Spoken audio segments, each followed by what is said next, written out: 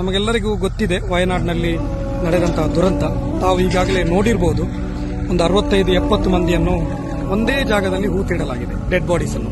ಕಾರಣ ಏನಂತ ಹೇಳಿದ್ರೆ, ಇವರು ಯಾರಂತ ಹೇಳಿ ಐಡೆಂಟಿಫೈ ಮಾಡಲಿಕ್ಕೆ ಸಾಧ್ಯ ಆಗಲಿಲ್ಲ. ಕೇವಲ ಇವರಿಗೆ ಈಗ ಸಿಕ್ಕಿದ ಒಂದು ನಂಬರ್ ಮಾತ್ರ. ಎಲ್ಲ ಡೆಡ್ ಬಾಡೀಸ್ ದಫನ್ ಮಾಡಿದ ಜಾಗದಲ್ಲಿ ನಂಬರ್ ಸಿಗಲಿಕ್ಕೆ ಸಾಧ್ಯ ಆಗ್ತದೆ. ಈ ವಿಡಿಯೋ ಮಾಡುವ ಉದ್ದೇಶ, ನಾವು ಜೀವಂತ ಇರುವಾಗ ನಾವು ಕಚ್ಚಾಟದಲ್ಲಿ ಇರ್ತೇವೆ, ನೀನು ಮುಸ್ಲಿಂ, ನೀನು ಹಿಂದೂ, ನೀನು ಕ್ರಿಶ್ಚಿಯನ್ ಅಂತ. ಆದರೆ ಇಲ್ಲಿ ನೋಡಿ, ಇಲ್ಲಿ ಅದು ಒಂದು 65-70 ಜನ, ಯಾವುದೇ ಜಾತಿ ಅಂತ ಗೊತ್ತಿಲ್ಲ, ಖಾಲಿ ಅವರಿಗೆ ಗೊತ್ತಿರೋದು ಅವರು ಮನುಷ್ಯರಂತ ಮಾತ್ರ.